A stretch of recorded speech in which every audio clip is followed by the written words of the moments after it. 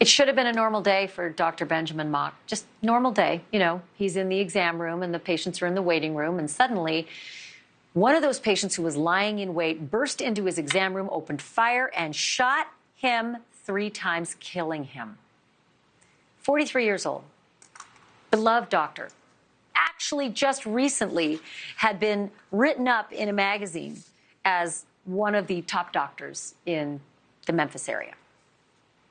I want you to see the heart-pounding moment when the gunman runs out of the practice and the police are all there, taking him down within 5 minutes. Take a look. He had a gun in his hand, he came running out. Whoa.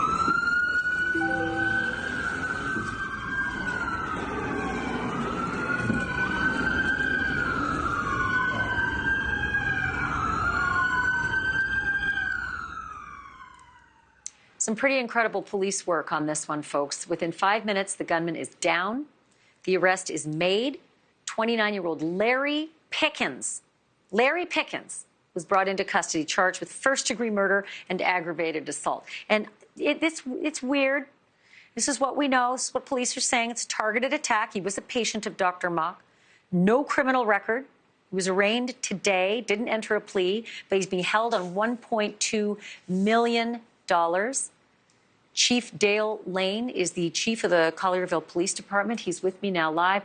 Chief, thank you so much for taking the time to be on the program tonight. What details am I missing? This just seems preposterous and just so tragic. No, I agree. Excuse me. I agree with you, Ashleigh. It is very tragic.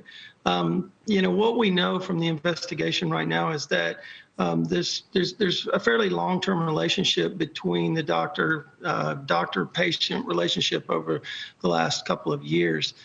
We know that there's been multiple times he had been to the locations, one of the Campbell Clinic locations, enough that workers knew him, knew his name. That contributed to the fast arrest because they were able to provide us with a very good description, and even the name was going out before officers took him into custody. So this was a situation where they knew each other and knew each other pretty well.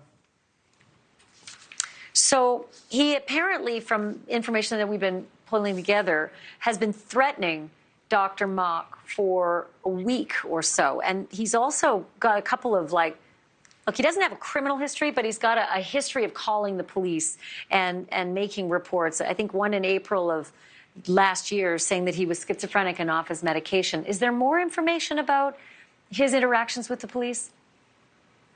There is more information that I can't get into tonight, but as far let's talk about the threats.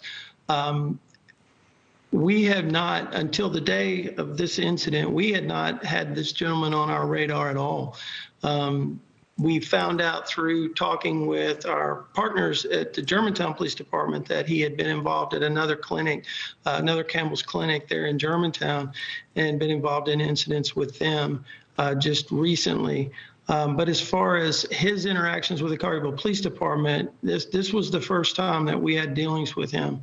Now, through the investigation, we're finding other things, and it's not anything that I can discuss at this point, but there are some other interactions with law enforcement over the last couple of years. You know, the thing here is that, you know, he walks in, he's actually at that facility for a couple of hours prior to the assault. He had been, I think he was a walk-in patient there to see the doctor. And but a couple of things that I can tell you tonight that we know, I was briefed up earlier this afternoon. One of the things that we found out, he had purchased that firearm legally on July the 3rd. So we know he had the firearm was purchased to him. This was not an illegal firearm that we found so far. And so it's absolutely a tragic situation. You know, I think what they saw at the Germantown campus was suspicious activity, but there was nothing criminal at that point, nothing that would lead them. I know the Germantown police gave him a criminal trespass warning. Basically, if you come back to that site, that you could be arrested. So that was my next question. Yeah, that was my next question. What happened at that other medical facility? It wasn't criminal in nature, but he was trespassed there. And it's curious. He's got this history of calling the police and saying he's schizophrenic and off his medication, and yet he's still able to legally buy that gun on July 3rd that allegedly killed Dr. Mauck. Chief, thank you for being on. I understand that you're limited in what you can say, given that this is now a first-degree murder case and aggravated assault. But as things develop, hopefully you can come on and update us on the case. Sure. Thanks for having me. It's good to have you. Thank you for watching. Go to newsnationnow.com to find NewsNation on your television provider. And don't forget to click the red subscribe button below to get more of NewsNation's fact-driven, unbiased coverage.